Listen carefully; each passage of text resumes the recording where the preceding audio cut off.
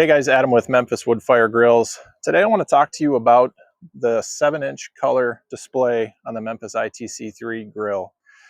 One of the calls we seem to get a lot is, hey, I plugged my grill in and it doesn't seem to be firing up. It's just a black screen. So let's take a look at that. When you plug in your grill, the first thing you'll notice is it may go from a black screen to kind of a dark gray screen, and that indicates that it's powering up. What's happening is the backlight is coming on and you got to give it time to load, just like you would any computer.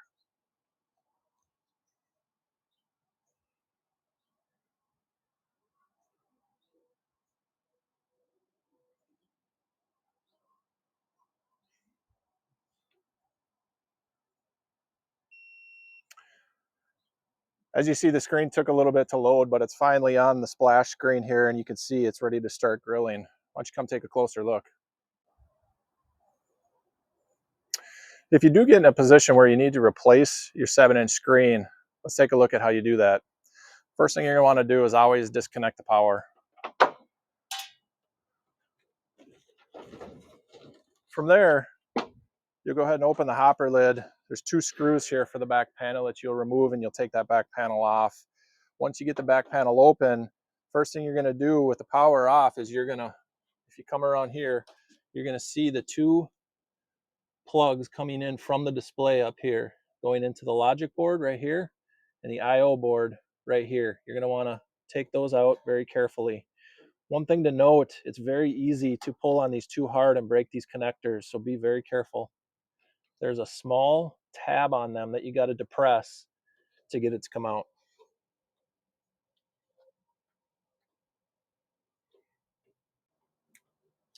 Now that you've got your wires disconnected, the screen is ready to be taken out. So up here, you're going to see there's 2 bolts right here. You're going to want to remove these, but you got to be really careful here, because after these are removed, this whole assembly is going to want to come off, and you don't want to drop this. So be very careful. Now that you've got the screws out, this display is going to come off. I'll just kind of show you real quick what's inside of here. So basically, these 2 wires run inside the controller, and they have very similar ends that plug into the boards inside the controller. You can see here on the clip with your fingernail is how you release these from the boards. So if you do need to replace these, the first thing you're going to do is take these wires and feed them back through the opening. And you want to be, again, you want to be gentle with this so you don't pull those plugs out too far. Once you get it to about here, you need to be cautious that you don't bind this gasket up as you're putting it back around the housing. You're going to want to slowly put it back over the top and kind of push it tight so that you can see that the seal's in there. Now that you're ready to put the bolts back in, you just go ahead and feed those through,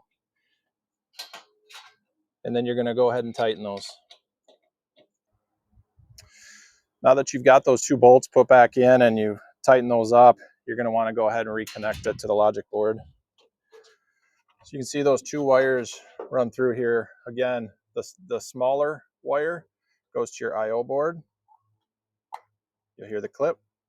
The larger one goes to the logic board. And again, if you did forget, it does say on the very edge of the board, display board, all of these are labeled. So just go ahead and plug it back in.